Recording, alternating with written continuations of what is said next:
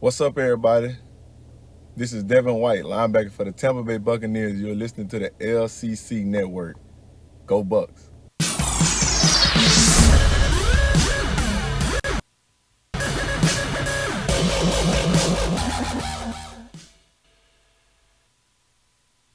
Hey everyone, welcome to the Commissioner's Clubhouse on the LCC Network for week 4/episode 4 of the LCC off season. And I have got Jordan on the show again, like always now at this point.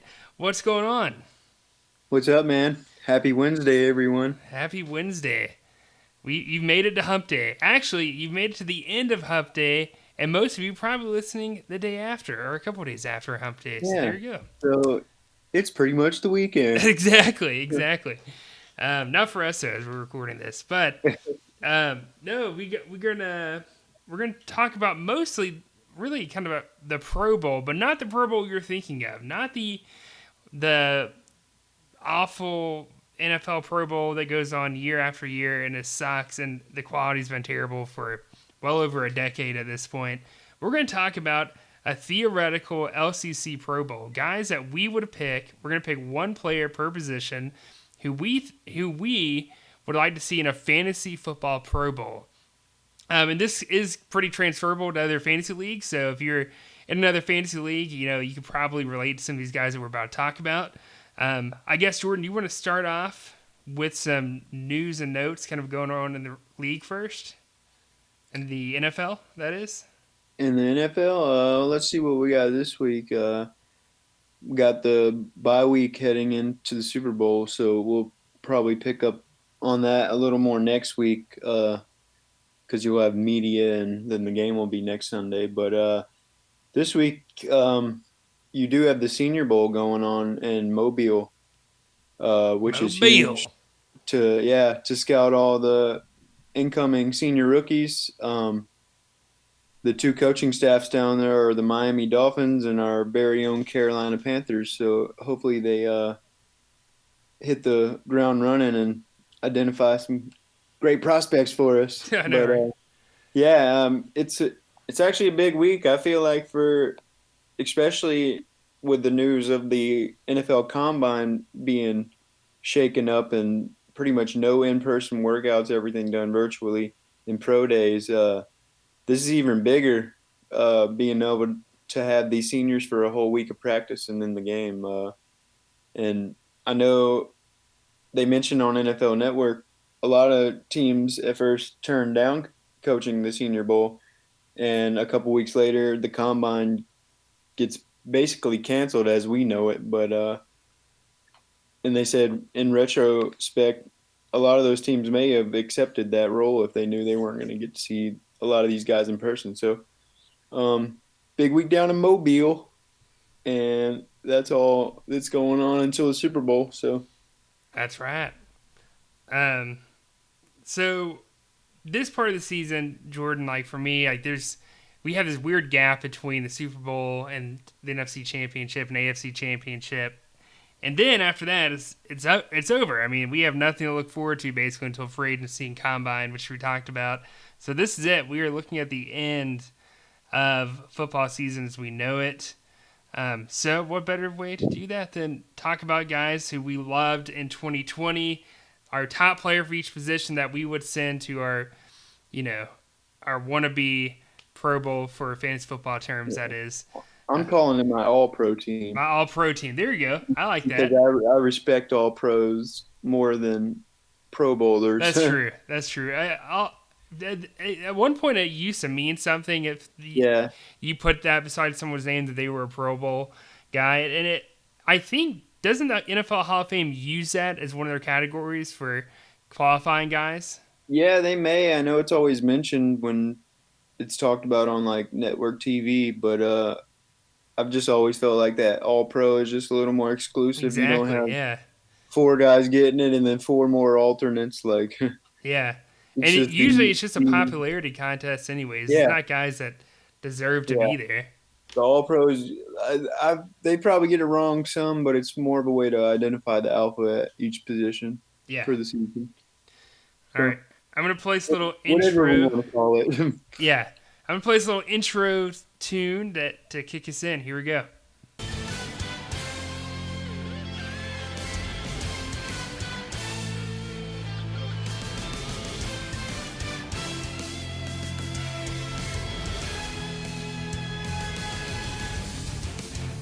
All right, here we are. Our guys are all Pro Bowl players, whatever you want to call them. These are the guys who we respected the most, one per position, no more than that. We're going to start with quarterback, Jordan. Who is your guy from 2020 that you're putting on your team? I'm gonna go with none other than Mr. Deshaun Watson. Ooh, I knew you were going to do that. I knew you were going Yeah, to do you that. can probably tell from a mile away. Big Clemson homer here.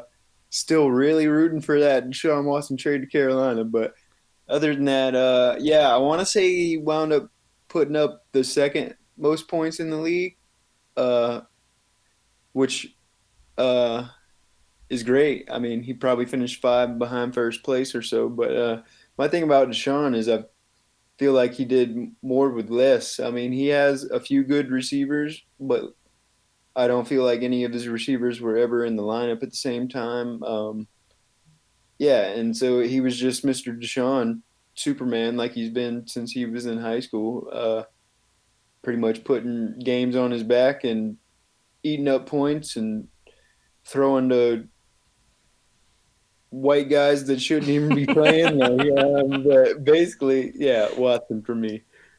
Yeah, I could see that. I mean, I had Watson on my team, and he definitely helped me win a lot of games.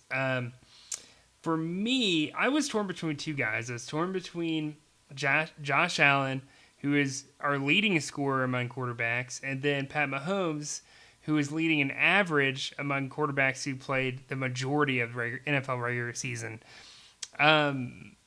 So for me, I'm going to go Pat Mahomes. I know he has more weapons than Josh Allen, in my opinion, but I mean, if you look at the average, that's speaks a little bit more to me versus the total points. I mean, Pat Mahomes missed Week 17.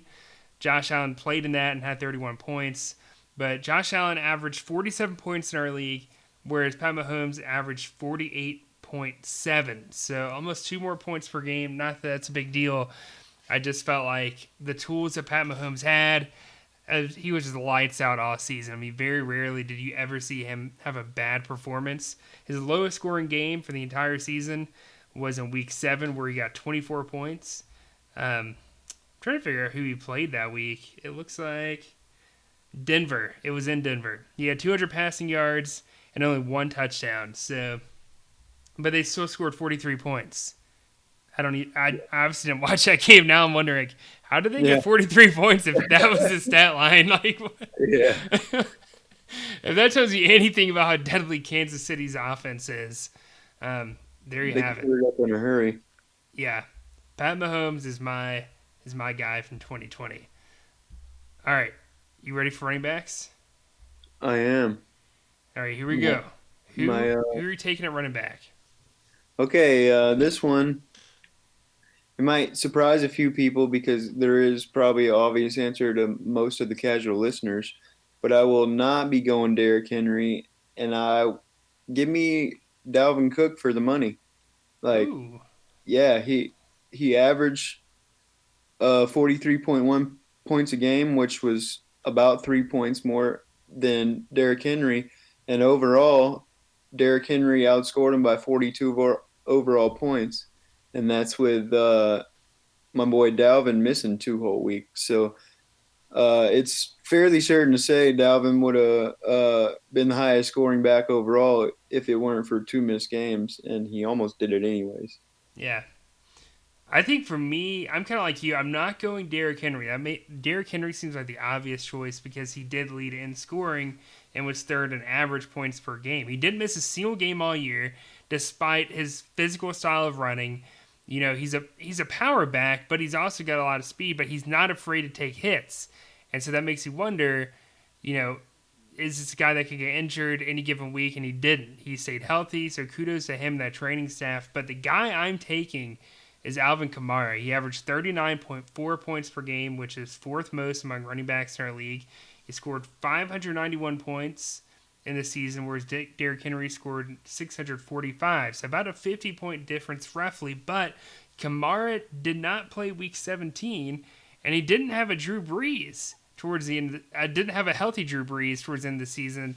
So that played a big factor into it, in my opinion. I mean, just the 84-point game he had in week 16 says a lot about Alvin Kamara this season. I mean, to me, he is definitely the guy that I respected the most this season. And I hate the Saints, so I can say that with no bias at all. Yeah.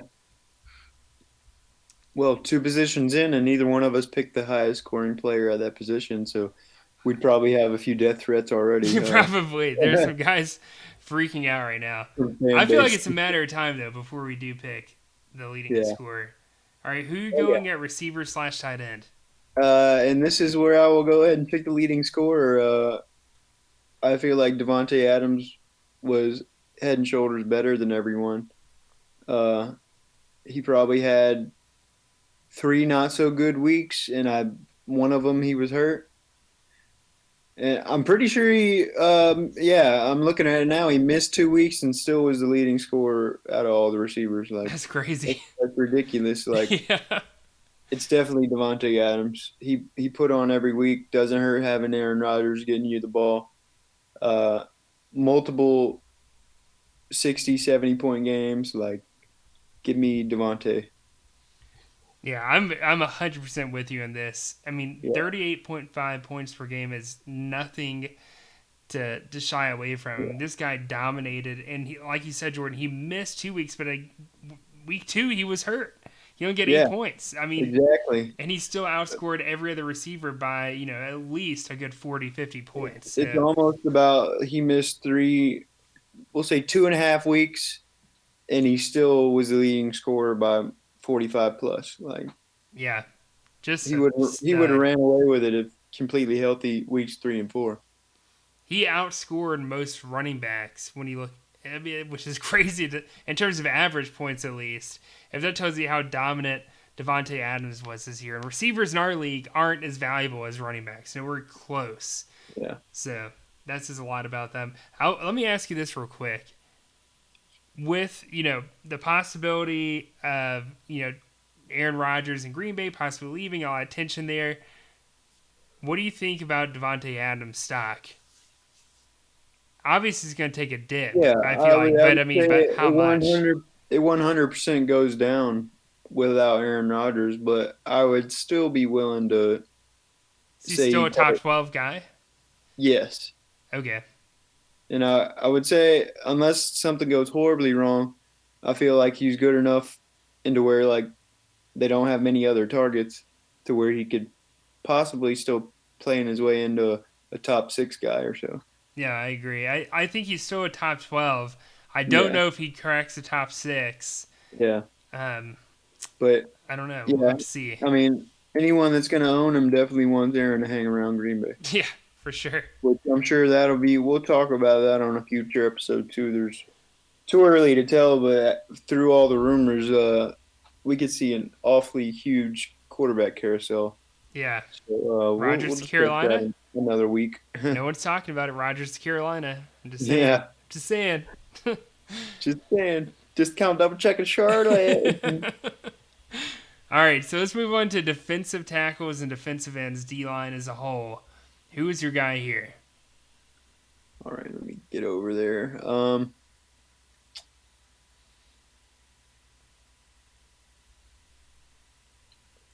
Man, that's another. I'm gonna play a little bias right here, and I'm gonna take Zadarius Smith. Ooh. And yeah, and he was 3rd in overall scoring for defensive lineman, and I'm not gonna lie, the main reason I am picking him because he was on my roster, and he personally saved me a few weeks. So as crappy as it might be to some of you other defensive linemen, Zadarius is my all-pro. No, I don't blame you for that. I think mine is gonna have to be Shout out to Watt. I was about to say, well, I almost went Watt, but my issue with Watt was he had, I think, like 4 games where he got under 20 points. And for our league, under 20 is like, yeah, that's pretty Yeah, bad, you know? Whereas this guy was a little bit more consistent despite the injuries. Um, and that's Miles Garrett, in my opinion. Miles Garrett scored 372 for the season. TJ Watt got 425, but, Garrett missed 2 weeks in the season. So, yeah, well, I guess TJ Watt missed week 17. I don't know. I just really I liked the way Garrett performed this season. I felt he had a much better attitude for the most part this season as well. yeah, Obviously, I mean he didn't go and like physically assault someone on the field, but yeah, you know yeah. that speaks TJ volumes. Watt, he's still an animal. I mean, Yeah, he's honestly the one. If we could say if you could pick one on your team next year, that'd probably be the guy. yeah, for sure. No, yeah. For next, Yeah. I would probably take TJ Watt over Miles Garrett for next season, at the moment at least. But Oh no, yeah, TJ Watt's an animal when it comes to pass rushing. yeah, I'm going Miles Garrett here as my number one defensive line from 2020. All right, here we go. Linebackers, one of my favorite positions.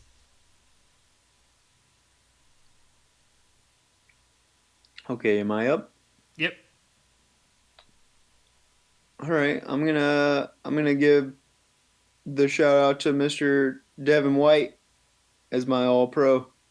Uh, Averaged the most points at linebacker overall, came second overall in points, and he's courteous enough to do this intro to the podcast every week. So, Mr. Devin White, congratulations, you're part of the LCC All Pro team. I have to agree with you. I almost went Darius Leonard because his average points per game were ridiculous. Yeah, Despite him being injured and missing 3 weeks, I feel like that's just pretty normal for him now at this point. I feel like past 2 or 3 years he's missed multiple weeks. But no, I'm going Devin White too. Devin White killed it. He was second among linebackers in total scoring, but he only trailed by 6 points. His average was 38.4, whereas Zach Cunningham, who was first overall in scoring, his average was only 36.4. So Devin White missing week 17 is the only reason he did not finish as the number one linebacker in our fantasy league. I'm yeah, definitely going Devin White. Undoubtedly, yeah, he was the best. yeah, and I absolutely believe like that guy is next in line to be like the it guy at linebacker in the NFL. He's absolutely amazing. Yeah, he is. He's a freak. He's fast. He's strong. Like on it, him watching him and Levante David looks like I'm watching clones of like Luke Kuechly and Thomas Davis back in the day. Like they're just everywhere. All right, so our last position is defensive back between safeties and corners. Who are you going here? Because I was torn between two players, but I'm interested to see. I feel like you're going to pick one of the two, but I'm interested to see which one it is. Yeah, this was kind of tough too. It was another one where I really didn't want to pick the highest scoring player, but I think I'm going to pick Jordan Poyer as my All Pro, and it just felt like consistency from him, man. Like, all right, there is one outlier, and I'm just giving him credit because what it was. He scored 8 points in Week 17, and all I'm saying is like most things in the NFL are like wacky in Week 17 with Yeah, playoff seeding and people resting, not playing. So like you take that 8 out. I believe the next lowest score he had was 25, and then the next lowest score after that was like 30 something. So he just he just put it up all year and pretty high average too. So I'm gonna go Jordan Poyer, and that he was definitely the heartbeat of Michael's team. oh, for sure. But Jordan Poyer won it for me. It was between Buda Baker and Jordan Poyer. And just to put this in context, Jordan Poyer was the leading scorer among defensive backs. He had 633 total points, averaged 39.6. Buda Baker scored a total of 604, so about 29 less points for the season, but averaged 40.3. So he averaged more. He missed week 4, and that's the only reason um, he didn't finish one. But for me, this is what jumped out at me. Buda Baker had 6 games where he scored under 30 points throughout the whole entire NFL regular season. And in our league, under 30, that's not pretty. You can live with 28, but really 30 is kind of what you're looking for. So 6 out of 17 weeks he did that. It's not perfect, but he's still great, right? I mean, his total production for the season. But look at Jordan Poyer. In the entire season, only 2 weeks did he score under 30. Week 17, he had 8. Exactly. And then the other one was 25 right on the nose, wasn't it? 16. Week 16, he had 25 points. So the last 2 weeks. But everything else, fantastic. I mean, a guy week in, week out is getting you over 30, sometimes like almost 60 any given week. So, yeah, for me, it's hands down Jordan Poyer is my number one guy. Definitely. And I'm going to give a special shout out to a player that I own, Jamal Adams was 4th overall in average points for a defensive back, but I was with him missing about 5 games, and I feel like he would really made a push at Poyer for that top spot if he didn't take that injury. But yeah, yeah. Well, there's our Pro Bowl, guys. That's it. All Pro or whatever you want to call it. Yeah, whatever you want to call it. That's what it is. These are the guys that we loved. Barely anybody's going to agree with those, so comment on the video or the group me and fight us. Well, yeah, that's pretty much it, guys. This is a very short episode. But next week, we're going to be mostly focusing on the Super Bowl coming up. We'll talk a little bit about some fantasy stuff too, but it's mostly going to be that. Also, if you have not voted yet, make sure you have. I think we're still below 50% of the league is voted. Also, I posted something in the group chat. I know there's a guy out there who makes little pocket-sized helmets. If you want to customize one of your fantasy team, or maybe if your favorite college team, or maybe if you played high school football, you wanted your high school team, what have you, this guy can make it, from what I've heard. So, anyways, I'm just trying to get a total number in that still, if you're interested. But if not, no big deal. Anyways, we will catch you guys week 5. Have a great rest of your week, everyone. We'll see you later. Take it easy, guys.